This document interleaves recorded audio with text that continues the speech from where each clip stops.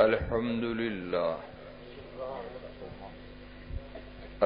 لله وكفى والصلاة والسلام على سيد الرسل وخاتم الأنبياء أما بعد فقد قال الله تبارك وتعالى في كلامه المجيد والفرقان الحميد محمد رسول الله والذين معه أشداء على الكفار رحماء بينهم تراهم ركعا سجدا يبتغون فضلا من الله ورضوانا سيماهم في وجوههم من أثر السجود ذلك مثلهم في التوراة ومثلهم في الإنجيل كزرع أخرج شطأه فآزره فاستغلظ فاستوى على سوقه يعجب الزراع ليغيظ بهم الكفار وعد الله الذين آمنوا وعملوا الصالحات منهم مغفرة وأجرا عظيما وقال النبي صلى الله تعالى عليه وسلم عليكم بسنتي وسنة الخلفاء الراشدين المهديين صدق اللہ مولانا العظیم وصدق رسولہ النبی الکریم۔ حضرات گرامی،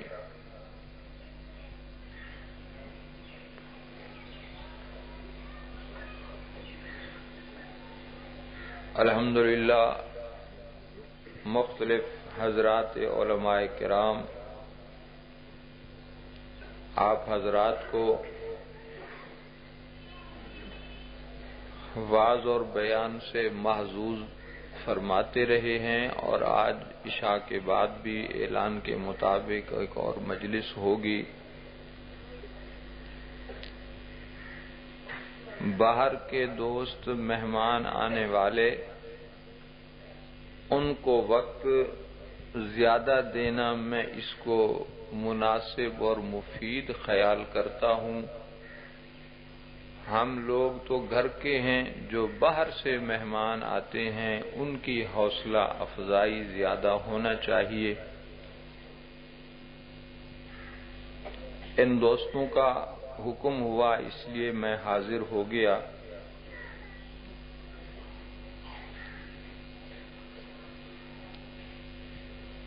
آسمانی دین کی بنیاد ہمیشہ دو باتوں پر رہی ہے، چاہے دین ابراہیم ہو، چاہے دین موسیٰ ہو، چاہے دین عیسیٰ ہو، چاہے دین محمد ہو صلی اللہ علیہ وسلم۔ ہر پیغمبر پر جو آسمانی کتاب نازل ہوئی اور جس پیغمبر کی ذات پر وہ کتاب نازل ہوئی، یہ دو امور اور دو بنیادیں بنی ہر دین کی۔ دین موسوی کی بنیاد تورات، اور تورات جس ذات کو ملی گویا ذات حضرت موسیٰ علیہ السلام۔ اسی طرح دین عیسوی کی بنیاد انجیل پر، اور انجیل سیدنا عیسیٰ کی ذات پر نازل ہوئی، اور سیدنا عیسیٰ کا شب و روز کا عمل، اسی طرح اللہ کا آخری نبی امام الانبیاء والمرسلین، آپ پر جو کتاب نازل ہوئی قرآن مقدس، یہ دین اسلام کی پہلی بنیاد اور دوسری بنیاد پیغمبر کی ذات حضور علیہ الصلوۃ والسلام کی ذات۔ آپ کا صرف فرمان دین نہیں بنا، اس لیے قرآن کریم نے جو لفظ فرمایا ہے لقد کان لکم فی رسول اللہ اسوۃ حسنہ، فی رسول اللہ کہا، فی کلام رسول اللہ یا فی فعل رسول اللہ نہیں فرمایا ہے۔ پیغمبر کی ذات تمہارے لیے میں رب نے نمونہ بنا کر کے بھیجا ہے، اس کا قول، اس کا فعل، اس کا عمل۔ پیغمبر کے سامنے کوئی کام ہو اور میرا نبی خاموش بیٹھا رہے تو بھی میں رب کو وہ کام قبول ہوگا۔ ایک تو یہ ہے پیغمبر اپنی ذات سے کسی بات کا حکم فرمائیں، وہ بھی دین کا حصہ ہے۔ پیغمبر کوئی کام کر کے دکھلاویں، وہ بھی دین کا حصہ ہے۔ پیغمبر کے سامنے کسی آدمی نے کوئی عمل کیا اور سرکار خاموش بیٹھے رہے، علماء اسلام نے یہ لکھا ہے کہ وہ بھی دین کا حصہ سمجھا جائے گا۔ کیوں؟ خلاف منشاء ربانی پیغمبر کبھی صبر نہیں کر سکتے۔ تو یہ تین حیثیتیں ہیں پیغمبر علیہ الصلوۃ والسلام کی، قولی، فعلی، اور تیسری حیثیت اس کو تقریر رسول کہا جاتا ہے۔ اس کی میں ایک مثال عرض کروں تاکہ بات آپ حضرات کو ذہن میں آ جائے۔ سرکار کا ایک تو فرمان ہے اور ایک سرکار کا عمل ہے۔ یہ باتیں تو آپ حضرات سمجھتے ہیں اچھی طرح۔ سرکار نے کوئی بات زبان مبارک سے فرما دی، وہ دین ہے، اس کو قولی حدیث کہتے ہیں۔ کوئی کام آپ نے کر دیا، اس کو فعلی حدیث کہتے ہیں۔ تیسری تقریر رسول کا معنی یہ ہے سرکار کے سامنے کوئی کام کسی دوسرے نے کیا اور سرکار اس کو دیکھ رہے تھے، آپ نے منع نہیں فرمایا تو وہ بھی شریعت کا حصہ بن جائے گا۔ کیوں کہ پیغمبر خلاف شریعت کوئی عمل دیکھیں تو پیغمبر کبھی اس کو برداشت نہیں فرماتے۔ اس کی مثال میں آپ بزرگوں کی خدمت عرض کروں۔ صلح حدیبیہ کے موقع پر حضور علیہ الصلوۃ والسلام جب عروہ بن مسعود ثقفی اور ان کے ساتھ ایک شخص اور مکے والوں نے ان کو اپنا نمائندہ بنا کر کے بھیجا کہ آپ جا کر کے محمد سے بات کریں، اس سال ہم تمہیں عمرے کی اجازت نہیں دیتے، آئندہ سال آپ آ سکتے ہیں، 3 دن کی آپ کو اجازت ملے گی۔ یہ بات انہوں نے طے کر کے بھیجا۔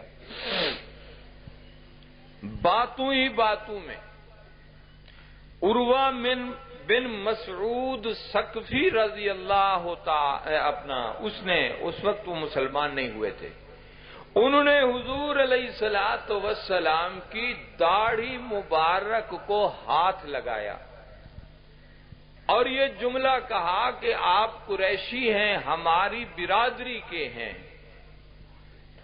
بنو ہاشم ہیں، آپ اپنی قوم کے ساتھ انتہائی نرمی کا معاملہ کریں۔ اس لیے سرکار علیہ الصلوۃ والسلام نے ان مکے والوں کی وہ شرائط بھی قبول فرما لی جو بظاہر بڑی جانبدارانہ تھیں، جو ان کی تائید کرتی تھیں اور مسلمانوں کے حق میں نہیں جاتی تھیں۔ باتوں ہی باتوں میں عروہ بن مسعود نے سرکار علیہ الصلوۃ والسلام کی داڑھی کو یوں ہاتھ لگایا حضرت اسید بن حذیر ایک صحابی ہیں، انتہائی غریب آدمی تھے یہ مکے کے اندر. جب یہ ہجرت کر کے چلے گئے تو جب عروہ بن مسعود نے سرکار کی داڑھی کو ایسے ہاتھ لگایا تو اسید بن حذیر ساتھ کھڑے تھے تلوار لے کر کے، تو تلوار کا دستہ حضرت اسید بن حذیر رضی اللہ تعالی نے عروہ بن مسعود ثقفی کے اسی ہاتھ پر مارا جو ہاتھ اس نے پیغمبر کی داڑھی کو لگایا تھا، اور زور سے یوں دستہ مارا تلوار کا اور فرمانے لگے کہ تو اپنے ناپاک ہاتھ ہمارے پیغمبر کی داڑھی کی طرف کیوں لے گیا تھا؟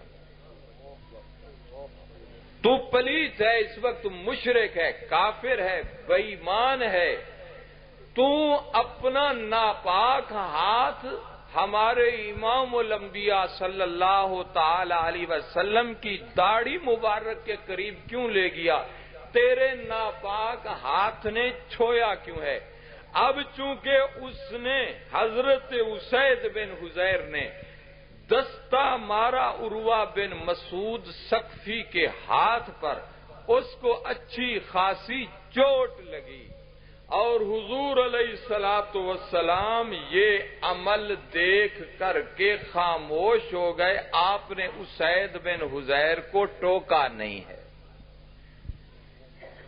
اس سے ہمارے علماء اسلام نے لکھا ہے کہ پیغمبر کی زندگی میں آپ کے اس فعل سے ثابت ہو گیا کہ کوئی مشرک اگر پیغمبر کے جسد اطہر کو چھونا چاہے تو مسلمان سختی سے اس کو مار بھی سکتا ہے، ڈانٹ بھی سکتا ہے، کیونکہ اگر یہ خلاف اخلاق ہوتا تو پیغمبر علیہ الصلوۃ والسلام حضرت اسید کو روک دیتے. بات سمجھ آئی یا نہیں سمجھ آئی؟ ایک اور مثال مسلم شریف جلد اول. ایک آدمی نے، وہ پہلے یہودی تھا، بعد میں مسلمان ہوا ہے، حضور علیہ الصلوۃ والسلام کی مجلس میں آیا.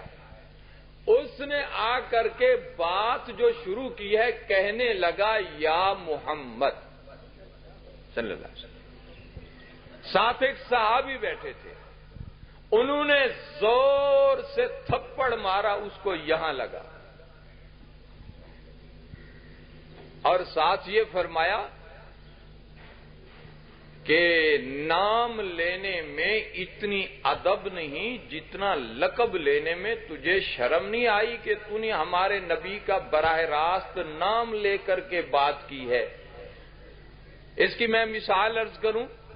ہمارے حضرت رحمت اللہ علیہ شیخ الاسلام حضرت درخواستی، اب اگر کوئی آدمی، مثال طور حضرت یہاں تشریف لائیں، کوئی آدمی کہے یہ اعلان کرے کہ مولانا عبداللہ صاحب آ رہے ہیں، اور دوسرا آدمی اعلان کرے کہ حضرت درخواستی آ رہے ہیں، تو دونوں اعلانوں میں شان اور عزت اور احترام کے لحاظ سے نسبت والا نام زیادہ اچھا ہے. تو اس یہودی نے کہا کہ میں نے تو نام لیا ہے. کہنے لگے کہ تو نے ادب ملحوظ نہیں رکھا، بڑے کو نام لے کر کے نہیں پکارا جاتا.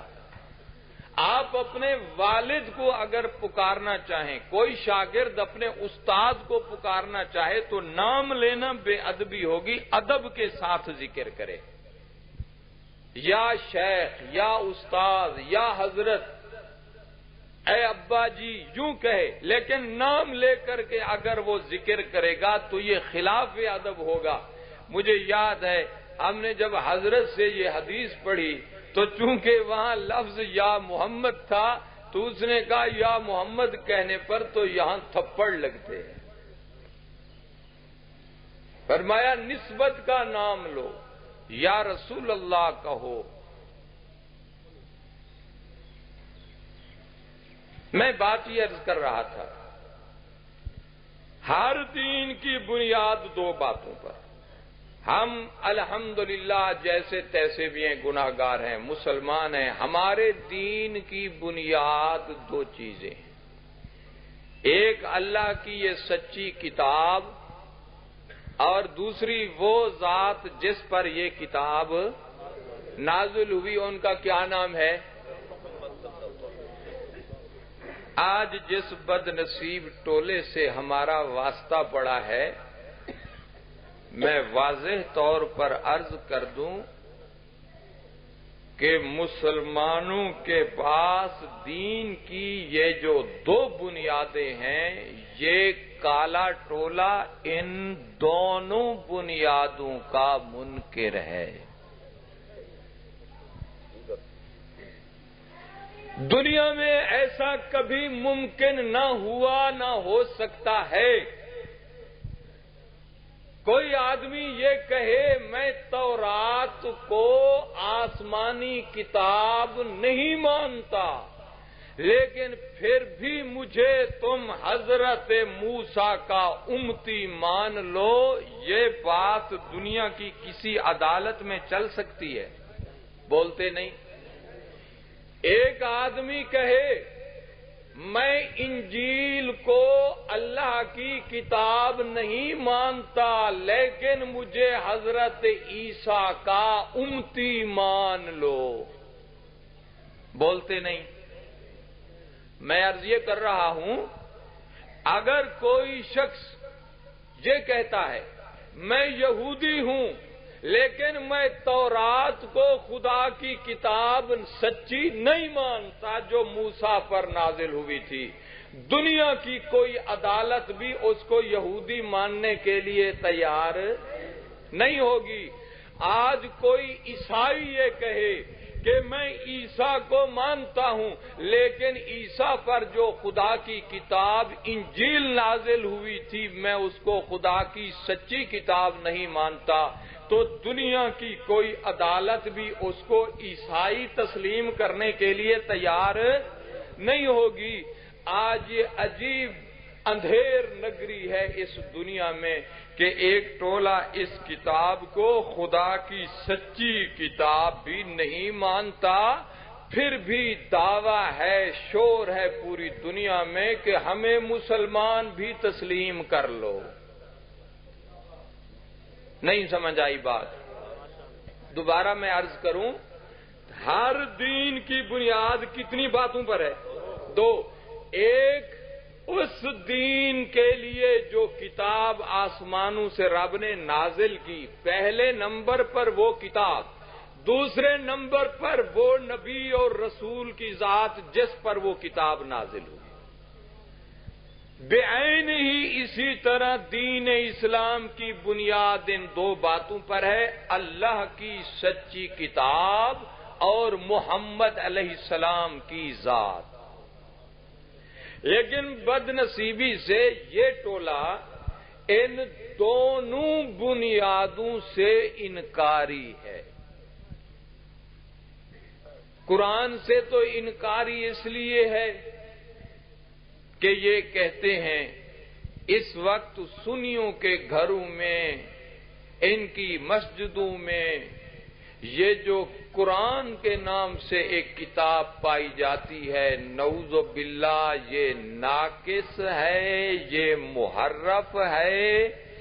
اصل جو قرآن تھا نعوذ باللہ اس کے اندر 18,000 آیات تھیں، اور یہ جو قرآن مقدس ہے مسلمانوں کے پاس، اس کے اندر 6,600 سے کچھ اوپر آیات ہیں۔ لہذا اس ٹولے کا دعویٰ یہ ہے کہ قرآن کا نعوذ باللہ تیسرا حصہ اس وقت ان مسلمانوں کے پاس ہے، صرف تیسرا حصہ۔ تو پہلی بنیاد اسلام کی وہ قرآن ہے، تو یہ بد نصیب ٹولہ اس بنیاد سے انکاری ہے۔ دوسری بات، یہ قرآن نازل کس ذات پر ہوا؟ بولتے نہیں۔ تو ان کی کتابوں میں یہ بات صاف لکھی ہوئی ہے، اس ٹولے کا یہ عقیدہ ہے، اللہ نے یہ اقرا بسم ربک والی جو وہی ہے، آیت ہے، یہ اللہ نے جبرائیل کو بھیجا تھا کہ علی کو دے کر کے آؤ۔ جبرائیل مکے میں آئے لیکن علی کا گھر ڈھونڈ نہ سکے۔ جب واپس جانے لگا جبرائیل تو غار حرا میں دیکھا کہ ایک آدمی بیٹھا ہے، شریف النفس آدمی معلوم ہوتا ہے، تو اللہ کے کلام کی آیات جبرائیل محمد کو دے کر کے چلا گیا، وگرنہ نعوذ باللہ حقیقت میں اللہ نے یہ وحی فاطمہ کے ابے کے لیے نازل نہیں کی تھی، علی کے لیے کی تھی۔ تو نبوت اور رسالت اور نبی کی ذات کا انکار یہ بھی ہو گیا اور قرآن کا انکار بھی ہو گیا۔ اب اس کے بعد یہ ٹولہ یہ دعویٰ کرتا ہے کہ ہمیں مسلمان تسلیم کر لو، تو میں عرض کیا کرتا ہوں، جس طرح کوئی یہودی یہ کہے کہ میں حضرت موسیٰ کو یا اس پر نازل ہونے والی تورات کو خدا کی کتاب نہیں مانتا لیکن مجھے یہودی تسلیم کر لو، دنیا میں کوئی بھی یہ بات نہیں مانے گا۔ اسی طرح جب کوئی شخص اللہ کی اس سچی کتاب کے کامل اور اکمل ہونے سے انکاری ہے اور پیغمبر کو آخر الزمان نبی اور رسول تسلیم کرنے سے انکاری ہے، وہ دنیا میں اپنا نام کچھ بھی ظاہر کرے لیکن اس کو مسلمان کا نام استعمال کرنا یہ دھوکہ اور فریب کے علاوہ اور کچھ نہیں ہوگا۔ پہلی بات تو آپ بزرگوں کی خدمت میں یہ عرض کرنا تھی۔ دوسری بات،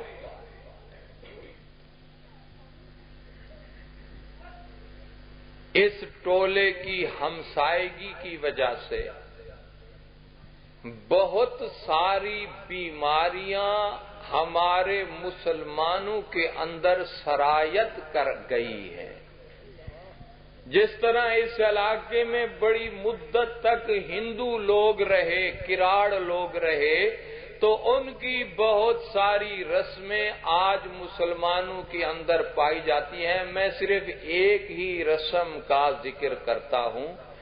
یہ شادی کے موقع پر یہ دولہے کو سہرا بندھوانا اس لحاظ سے کہ اس کی آنکھیں اور پیشانی اور ماتھا یہ بالکل ڈھک چھپ جائے۔ جو 80 سال کے 90 سال کے بوڑھے بابے موجود ہیں جنہوں نے کراڑوں کا ہندوؤں کا زمانہ دیکھا ہے، ان سے پوچھو کہ یہ رسم ہندوؤں میں تھی یا نہیں تھی۔ مسئلے کی بات ہے، کسی کو تکلیف ہو تو بے شک ہوتی رہے، میں تو مجبور ہوں، بات تو بہرحال کہنی ہے۔ اب یہ رسم ہندوؤں کی ہمسائیگی کی وجہ سے پیغمبر کے نکاح 13 ہوئے تھے۔ کسی ایک نکاح میں فاطمہ کے ابے نے خود سہرا نہیں باندھا اور نہ خلفائے راشدین نے، اور تقریباً 1,43,000 صحابہ نے شادیوں کے موقع پر ایسا کیا۔ تاریخ اسلام میں یہ بات کسی جگہ نہیں لکھی ہوئی،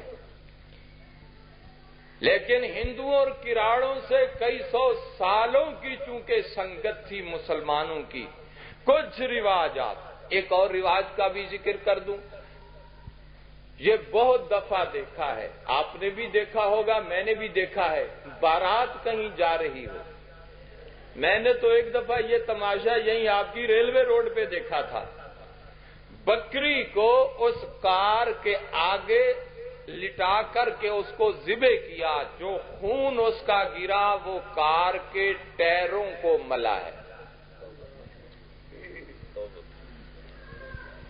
آپ ان بڑے بوڑھوں سے پوچھیں کیا ہندو جب نیا مکان بناتا تھا تو وہ صدقہ کر کے اس جانور کا خون اس مکان کی بنیادوں میں ڈالتا تھا یا نہیں ڈالتا تھا؟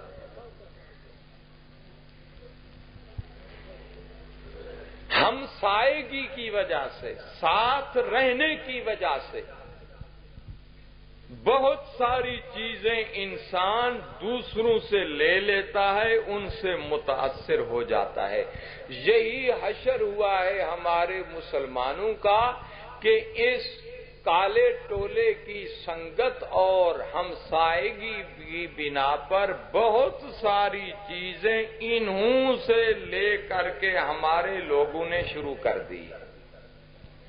مثال کے طور پر یہ آج کا دن ہے، کل کا دن ہے، جن دوستوں کو باہر اندر جانے کا موقع ملا ہے موٹر سائیکل پر، سائیکل پر، بسوں میں، تقریباً 60% سنی مردوں، عورتوں، بچوں کے کپڑے آپ کو کالے پہنے ہوئے نظر آئیں گے، حالانکہ وہ رافضی نہیں، وہ شیعہ نہیں۔ ہمسائیگی کی وجہ سے، قریب رہنے کی وجہ سے ان کے اخلاق اور کردار اور روایات کا اتنی اثر ہوا،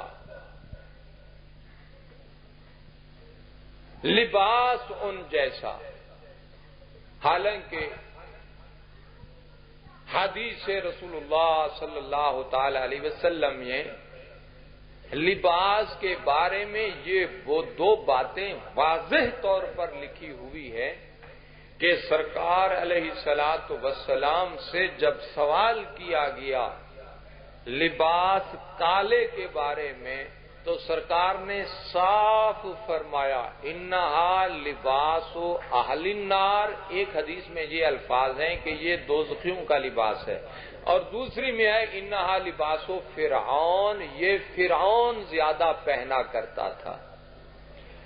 اس کے باوجود ہمارے سنی مسلمان اس لباس کالے کو استعمال کرتے ہیں، بچے استعمال کرتے ہیں۔ میں نے تو حضرت رحمت اللہ علیہ، حضرت بہلی رحمہ اللہ تعالی، حضرت کے سامنے غالباً کسی مرید کالے رنگ کا کوئی لباس اپنی اہلیہ کے برقعے کے لیے خریدا، پھر حضرت خدمت میں زیارت کے لیے ملنے کے لیے آیا، پوچھ لیا کہ یہ کیا ہے؟ عرض کیا حضرت یہ برقعے کے لیے کپڑا خریدا ہے۔ حضرت نے دیکھا، دیکھ کر کے اتنا فرمایا تے کوئی چٹے رنگ دا، خاکی رنگ دا، بادامی رنگ دا، نسواری رنگ دا کپڑا پوری بازار وچ نہیں لدھا، تے کوئی کالے رنگ دا لدھا۔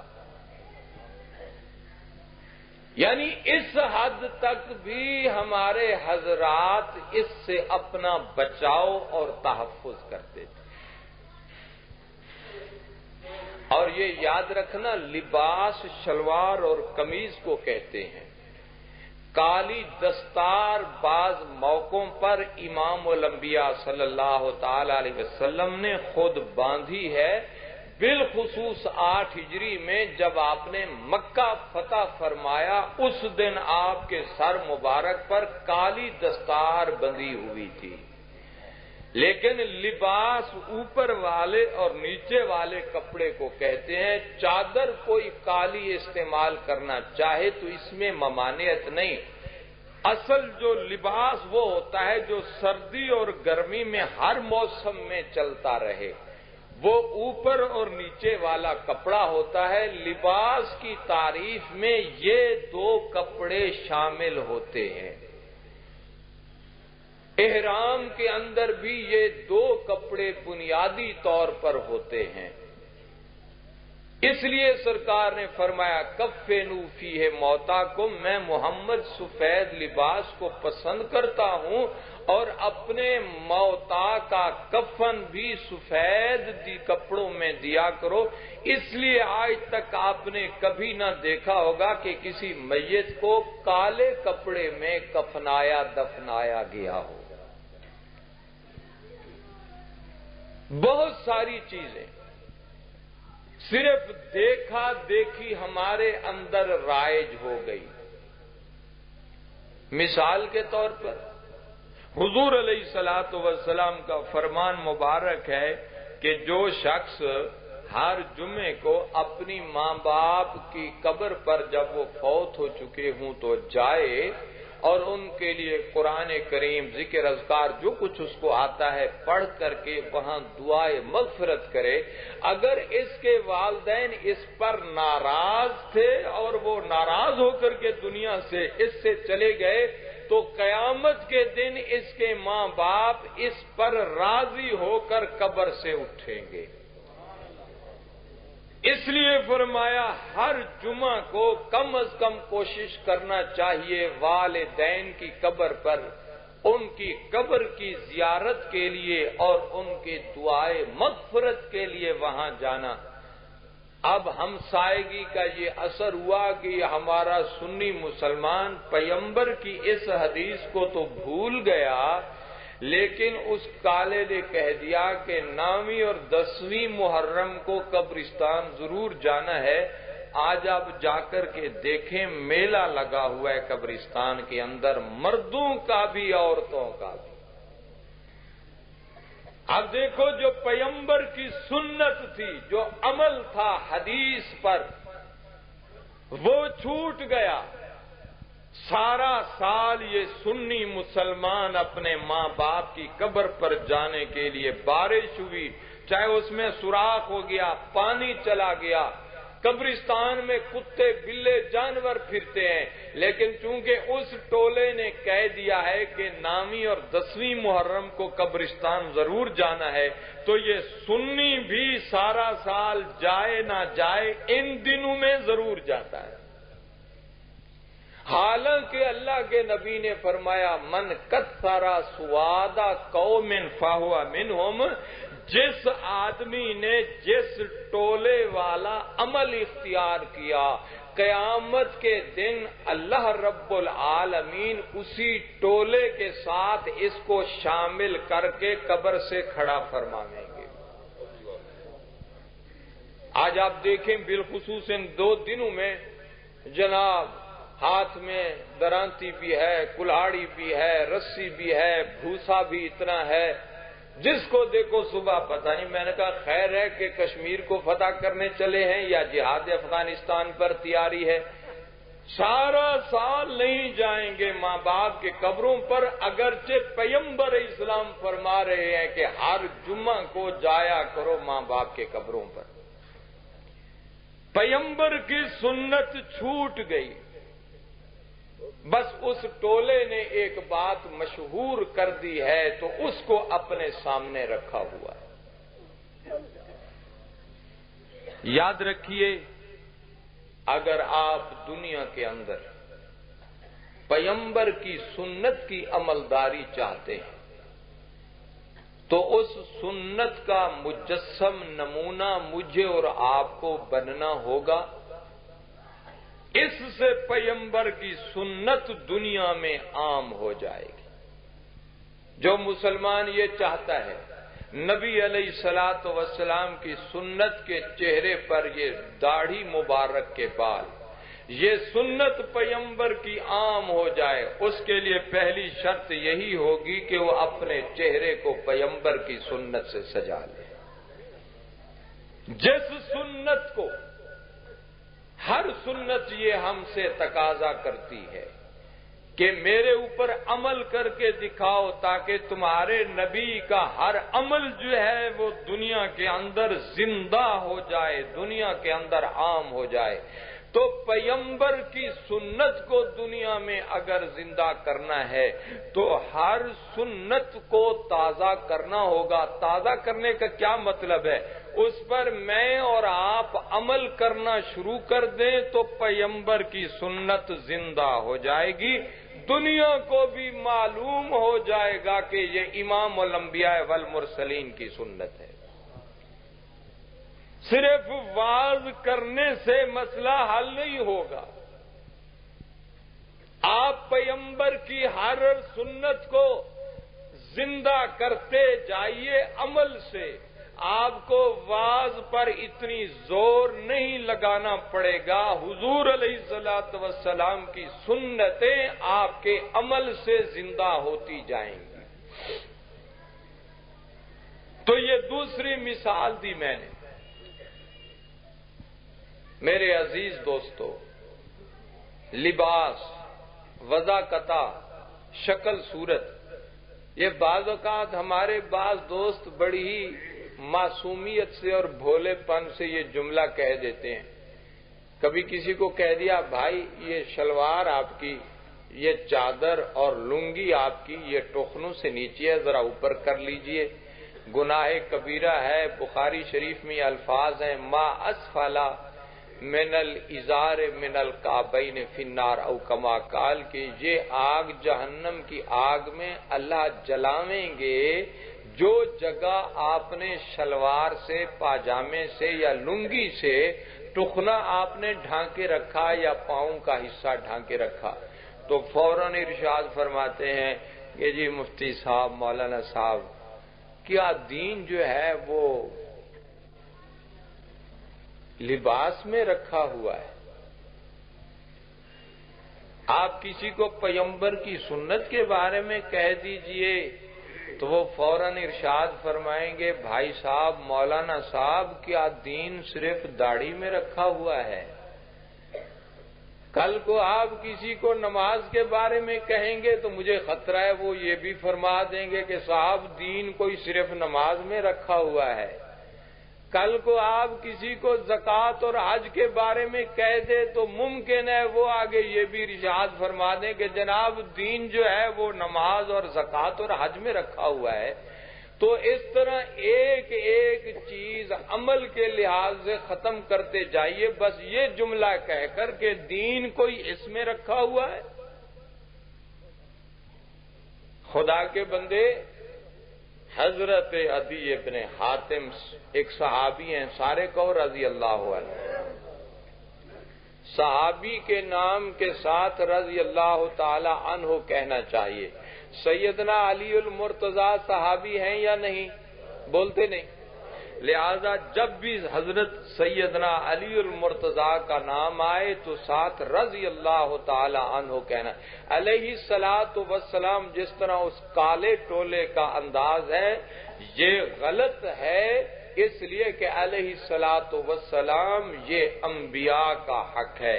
صحابہ کے لیے جو تمغہ اللہ کے نبی نے اور قرآن نے ہمیں دیا ہے وہ رضی اللہ عنہم و رضوا عنہ کا دیا۔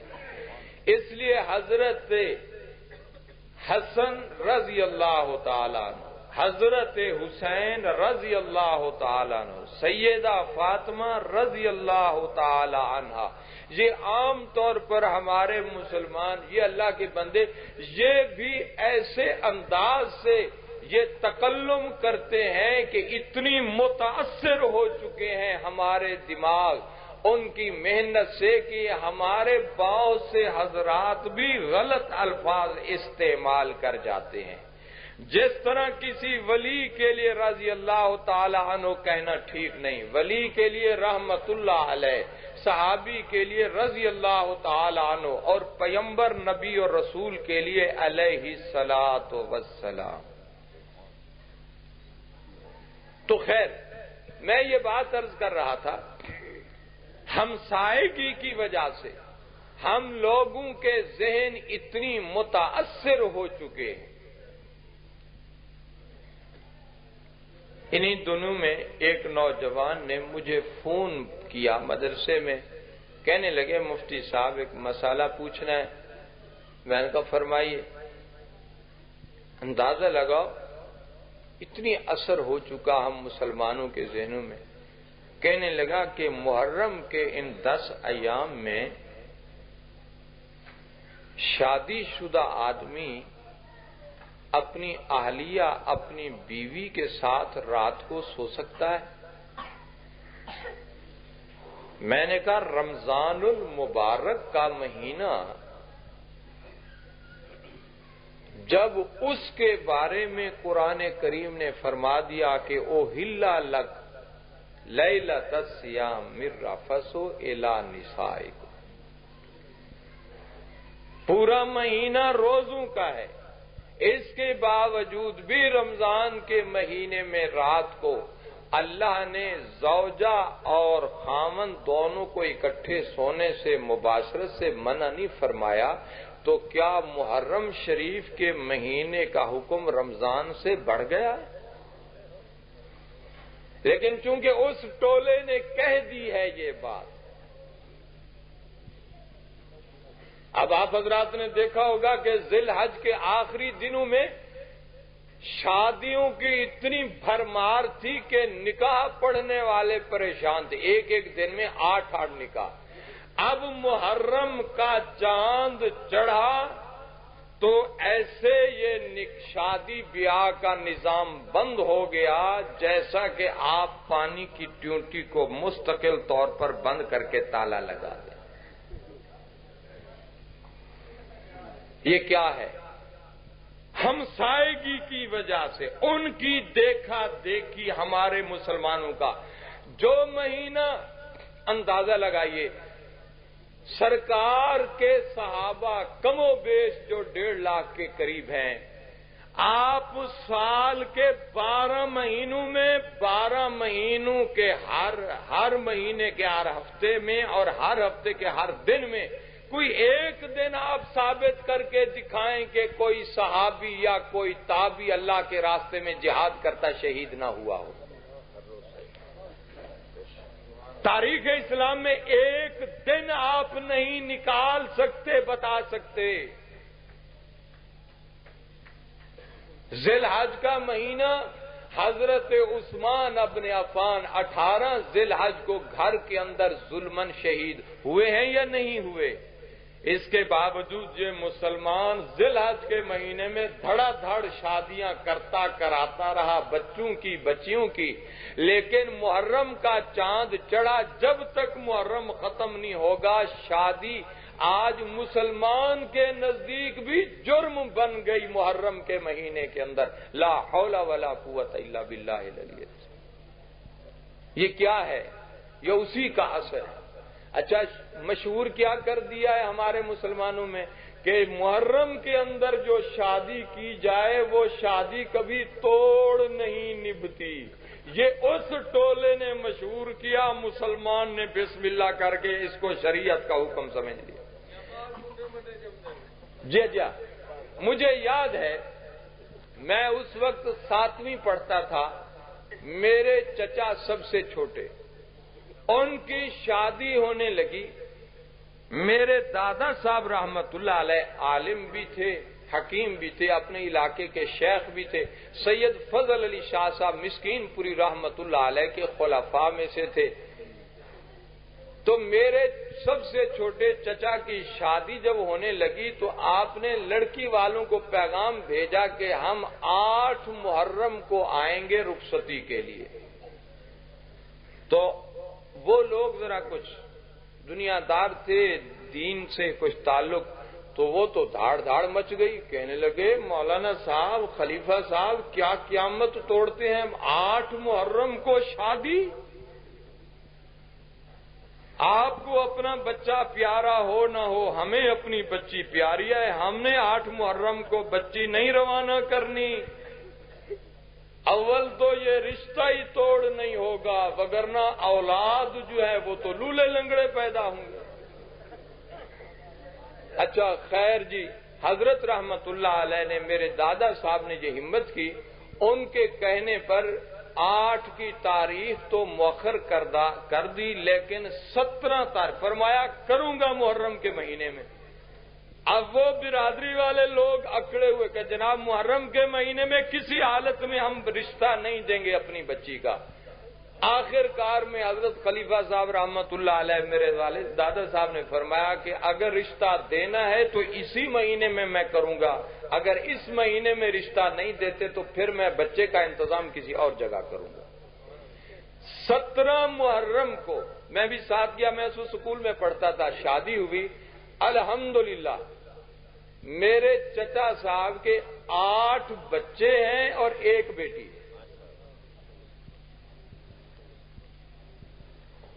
لیکن چونکہ اس ٹولے نے مشہور کیا ہوا ہے، آپ پورا محرم کا مہینہ گزر جائے گا.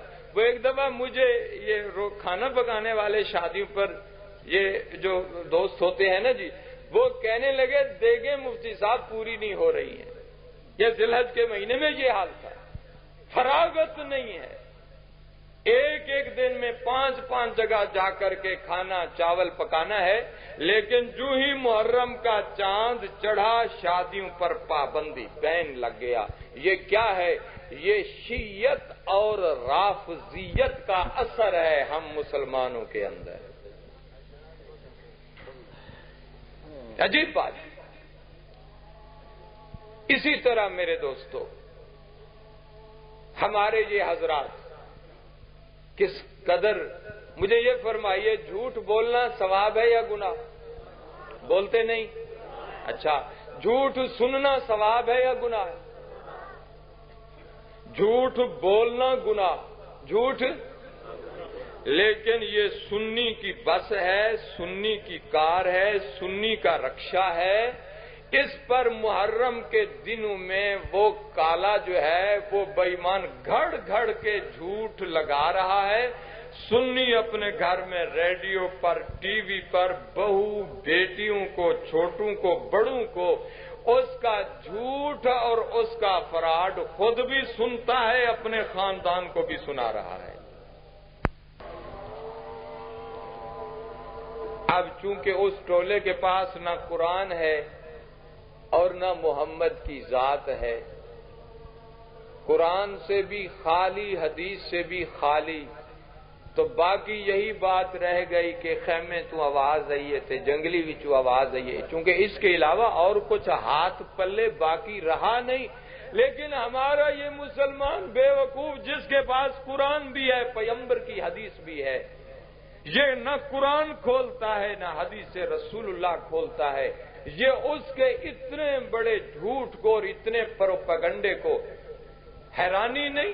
رکشہ سنی کا ہے، وہاں ذاکر ناچ رہا ہے اور وہ ڈرامے بازی دکھا رہا ہے. بس سنی کی ہے، گھر سنی کا ہے. اس کو اتنی بھی عقل نہیں ہے ہمارے اس مسلمان کو کہ میرے اس کردار سے میری نسل اور میرے بچے اور ہماری آئندہ نسلیں جو ہیں وہ کیا سبق لیں گی اور ان کے ذہن جو ہے کس قدر مسموم اور زہریلے ہو جائیں گے.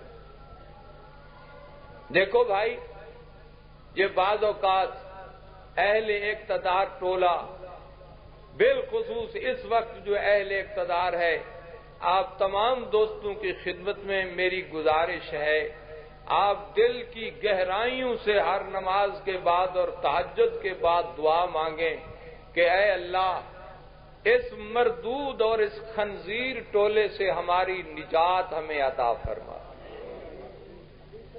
60 سال کے اندر ایسا کوئی غلیظ اور بے حیا حکمران اس ملک میں نہیں آیا جیسا یہ لعنتی اور مردود آیا ہے جو بیٹھا ہے اس وقت، جو مسلط ہے. اس کی کوشش یہ ہے کہ مسلمانوں کے گھروں کے اندر جو عزت اور احترام والی زندگی ہے، خاندانی زندگی، حیا والی، نسل والی، حلال اولاد کو حرام بنا دوں، خاندانی زندگی کو میں تباہ اور برباد کر دوں. جس طرح انگلینڈ میں ہوا ہے، فرانس، جرمنی میں ہے، وہاں خاندانی زندگی تباہ ہو کے رہ گئی ہے. کوئی میاں یہ نہیں کہہ سکتا کہ یہ میری بیوی نے جو بچے جنے ہیں 4 یا 5 میرے ہیں یا اس کے آشناؤں کے ہیں. اس بے ایمان کی یہ کوشش ہے کہ مسلمان ان 5-10 سالوں کے بعد اس پوزیشن میں چلے جاویں کہ کوئی مسلمان یہ نہ کہہ سکے کہ یہ میری حلالی اولاد ہے، یہ میرے نطفے سے پیدا ہوئی ہے. آپ اس کو معمولی بات سمجھتے ہیں جو بل اس نے پاس کروایا ہے، کمال کی بات. اس کی کوشش یہ ہے، یورپ میں خاندانی زندگی ختم ہو گئی، خاوند پوچھ نہیں سکتا بیوی سے کہ تو کہاں گئی تھی، اس کو خطرہ ہے نا جی، وہ اندر کرا دے گی، پولیس کے حوالے ہو جائے گا وہ کہ تو نے اس کو پریشان کیوں کیا ہے، اس سے پوچھا کیوں ہے کہ تو آج رات کہاں گئی تھی، تو نے اس کو کنفیوز کیا ہے، پریشان کیا، تجھے جرت کیسے ہوئی ہے اس کو پریشان کرنے کی، اس کی مرضی۔ اس بل کا انجام یہ نہیں۔ وہ ایک جج صاحب ہیں، وہ بیچارے مجھے فرمانے لگے کہ مفتی صاحب اسی 1.25 مہینے کے اندر سینکڑوں فیصلے مجبوراً مجھے کرنے پڑے، سینکڑوں، اور کہنے لگے میری ایک ہی عدالت میں ہوں، اب کراچی سے لے کر پشاور تک کے پوری ملک کی عدالتوں کا آپ نظام اور اندازہ لگا لیں کہ ان 1 مہینے کے اندر اگر ہزاروں خاندان تباہ ہوئے اور یہ رسم اگر چلتی رہی چند سال تک تو پتہ نہیں انجام آگے کیا ہوگا۔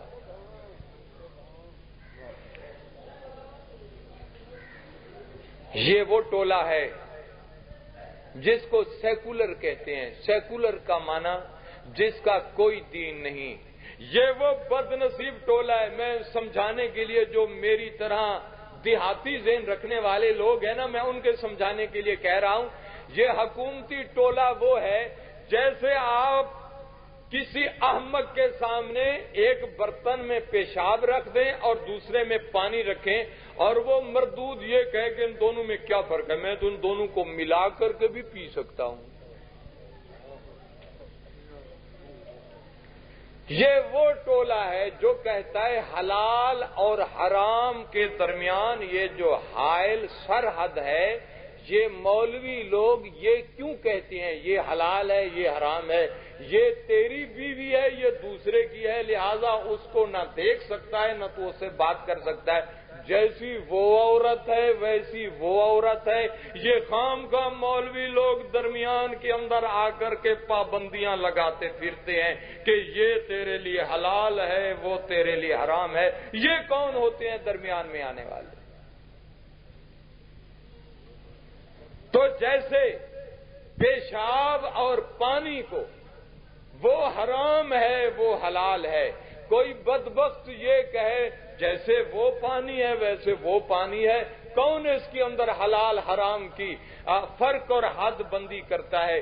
اسی طرح ان لوگوں کی کوشش ہے کہ مسلمانوں کے ذہنوں میں حلال حرام جائز اور ناجائز کی جو حدیں قرآن نے اور حدیث نے مقرر فرما دی ہیں ان حدوں کو ختم کر دیا جائے، یہ ان کی کوشش ہے۔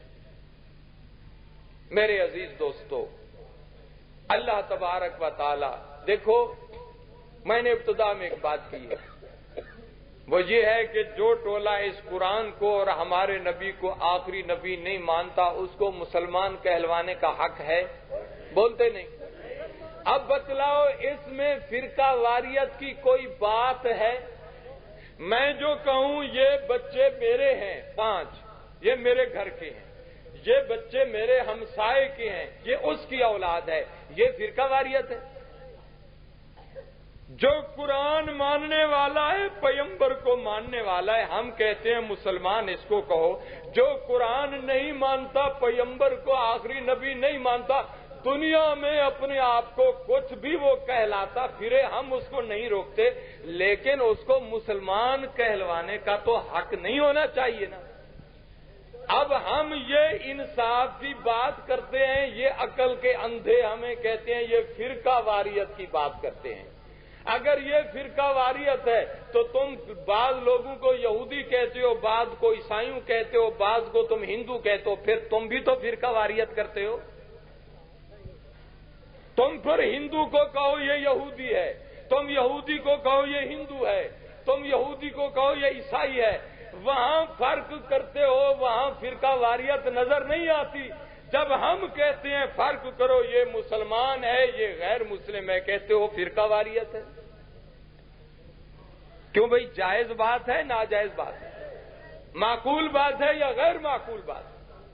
میرے عزیز دوستو، یہ ٹولہ کسی معاملے میں کلمے سے لے کر وضو تک اس کا ہمارے سے راستہ جدا ہے. اس کا وضو الگ، اس کی اذان الگ، اس کی نماز الگ، اس کا سارا اپنا جو کلچر اس نے بنایا ہوا ہے وہ الگ. کسی بھی معاملے میں یہ ہمارے ساتھ متحد اور متفق نہیں ہے. لہذا ہم جب مسلمان ہیں، پیغمبر کی حدیث ماننے والے، قرآن ماننے والے، نبی کی نبوت کو ماننے والے، اور جو لوگ ان سے آری ہیں، یہ حکومت کی ذمہ داری ہے ان کو کہے کہ تم اپنا نام مسلمان استعمال نہیں کر سکتے دنیا میں، اور جو کہتے رہو کہتے رہو. دیکھو مرزائیوں سے ہمارا اختلاف اسی بات پر ہے.